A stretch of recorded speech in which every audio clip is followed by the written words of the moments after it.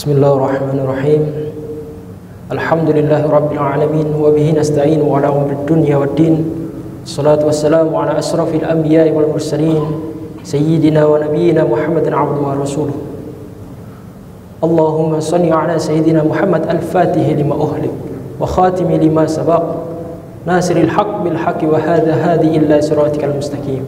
Subhanaka la ilma lana illa ma 'allamtana innaka antal alimul hakim. Wa ala alihi wa sahbihi haqqa qadrihi bittaraini amin. Alhamdulillah rabbil alamin. Marilah kita panjatkan puja dan puji syukur kehadiran Allah Subhanahu wa taala karena telah memberikan nikmat dan rahmatnya sehingga kita bisa berkumpul di masjid yang mulia ini untuk kajian di sore hari ini. Salawat dan salam semoga tercurah kepada baginda Nabi Muhammad SAW dan beserta seluruh keluarga, sahabat dan seluruh pengikutnya. Alhamdulillahirabbil alamin. Alhamdulillahirabbil alamin. Jamaah rahimakumullah. Kita tentu tahu bahwa tujuan manusia diciptakan di muka bumi ini tidak lain dan tidak bukan hanya untuk beribadah kepada Allah Subhanahu wa taala. Sesuai dengan firman Allah pada surat Az-Zariyat ayat 59, Allah berfirman bahwasanya tidaklah aku menciptakan wa ma khalaqtul jinna wal insa illa liya'budun. Tidaklah aku ciptakan jin dan manusia selain untuk beribadah kepadaku. Namun apa pembeda manusia dari seluruh makhluk yang telah diciptakan oleh Allah Subhanahu wa taala? Allah menjelaskan pada surat Al-Baqarah ayat 30. Allah berfirman, "Wa idza qala rabbuka lil malaikati inni ja'ilun fil ardi khalifah qalu ataj'alu fiha may yufsidu fiha wa yasfiku ad-dima wa nahnu nusabbihu bihamdika wa nuqaddisu lak qala inni a'lamu ma la ta'lamun." Ingatlah ketika Allah berfirman kepada malaikat, sungguh akan aku jadikan manusia sebagai khalifah, sebagai pemimpin di muka bumi ini. Hal tersebut tidak mendapatkan persetujuan langsung dari malaikat, melainkan dapat pertentangan dari malaikat. Ya Allah, apakah kau akan jadikan manusia sebagai khalifah sementara mereka melakukan pertumpahan darah dan melakukan kerusakan di bumi ini? Lalu Allah berfirman, Allah menjawab, apa jawaban Allah? Qala inni a'lamu ma la ta'lamun. Sungguh aku mengetahui apa yang tidak kamu ketahui. Jamaah rahimakumullah. Allah menjadikan manusia sebagai pemimpin di muka bumi ini tidak serta-merta sehingga manusia mengalami kebingungan bagaimana harus menjadi pemimpin yang baik, menjadi pemimpin yang arif, pemimpin yang adil. Lalu Allah tetap memberikan manual book, panduan kehidupan di dunia ini. Melalui firman-Nya Allah berfirman pada surat Al-Ahzab ayat 21. Laqad kana lakum fi Rasulillahi uswatun hasanah. Fi Rasulillahi uswatun hasanatun liman kana yarjullaha wal yawmal akhir. Liman kana yarjullaha wal yawmal akhir wa dzakarallaha katsiran.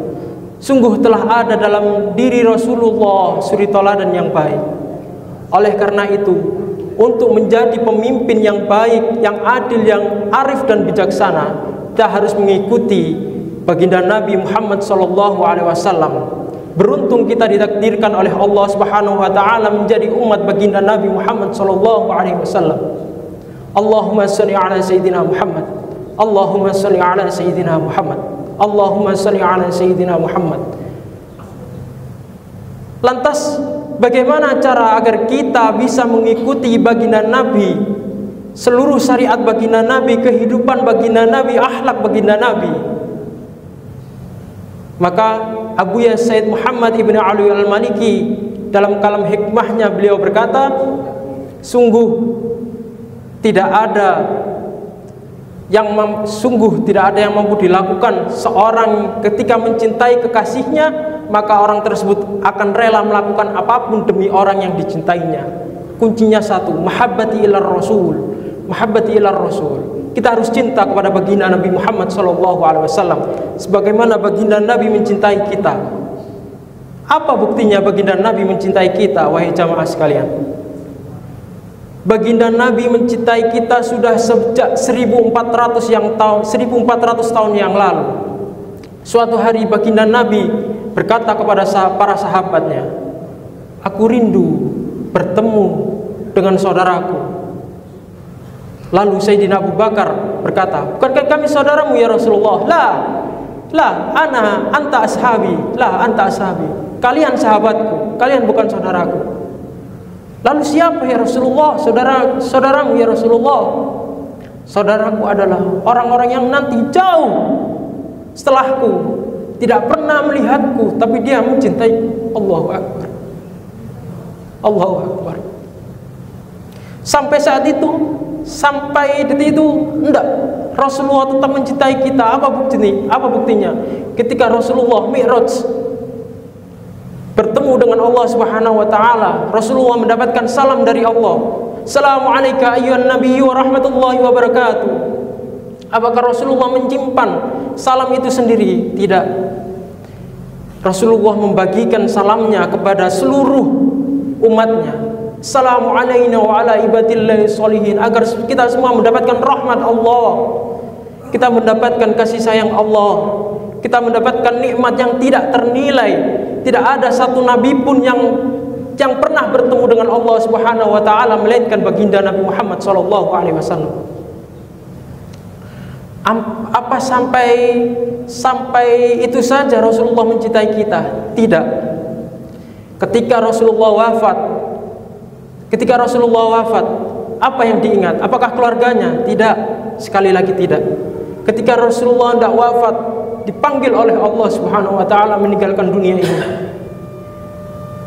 Siapa yang pertama kali dipanggil oleh baginda Nabi Muhammad? Yaitu umatnya. Ummati as-salah. Rasulullah sangat mencintai kita. Apakah sampai itu saja Rasulullah mencintai kita? Tidak, sekali lagi tidak. Ketika nanti di akhirat, seluruh nabi tidak ada yang mampu menolong. Seluruh nabi, bahkan manusia, bahkan ibu kita pun tidak mampu menolong kita. Semuanya nabi, nafsi, kamu, aku, kita sendiri. Namun baginda Nabi dengan keberaniannya maju. Analah, aku untukmu. Maka Rasulullah sujud kepada Allah, memuji Allah, sehingga semua umatnya bisa masuk surga. Tidak ada satu golongan pun yang masuk surga melainkan umat baginda Nabi telah memasuki surga terlebih dahulu. Karena baginda Nabi tahu bahwasanya rahmat Allah tidak terbatasi oleh dimensi waktu atau ruang. Nabi-nabi yang lain ini telah final, ini tidak bisa diganggu gugat. Sudah selesai amal kita sudah selesai. Tapi Nabi tahu rahmat Allah begitu luas, tidak mampu dibatasi oleh apapun. Waktu, ruang tidak mampu membatasi rahmat Allah Subhanahu wa taala. Sungguh, jika kita mencintai Nabi dengan sebenarnya cinta, kita akan mampu menjadi pribadi yang tumbuh dan tangguh. Akhlak kita selalu mengikuti baginda Nabi. Semuanya kita mengikuti baginda Nabi, atas dasar baginda Nabi. Dan semoga kita dikumpulkan bersama barisan baginda Nabi Muhammad SAW. Lantas bagaimana orang yang bermaksiat kepada Allah Subhanahu wa taala, mengingkari baginda Nabi Muhammad SAW? Mungkin mereka mengira, bagi orang-orang yang korupsi, berbuat aniaya, bermaksiat dan lain sebagainya, mungkin mengira bahwa dunia ini mampu menyelamatkan mereka, mampu memberikan syafaat mereka di dunia dan di akhirat. Tapi mereka sia-sia mendapatkan itu semua. Sungguh mereka sia-sia mendapatkan itu semua. Habibana Umar bin Hafiz, beliau berkata dalam kalam hikmahnya bahwasanya seandainya dunia ini memang diciptakan untuk balasan bagi kebaikan manusia, maka Allah akan memberikan kekayaan dunia ini kepada Nabi dan Rasul, kemudian kepada orang-orang yang soleh. Lalu Habibana Umar bin Hafiz juga berkata, seandainya dunia ini sebagai balasan akan kebaikan kita, semua ibadah pahala kita dibalas tuntas di dunia ini, maka Allah tidak akan menciptakan kehidupan yang berdampingan dengan kematian. Allahu Akbar, Allahu Akbar, walillahil hamd. Semoga kita dikumpulkan di barisan baginda Nabi Muhammad SAW, memasuki jannatun na'im, memasuki jannah Allah, berbondong-bondong pada barisan baginda Nabi Muhammad, bertemu dengan Allah Subhanahu wa taala. Allahumma shalli ala sayyidina Muhammad, Allahumma shalli ala sayyidina Muhammad.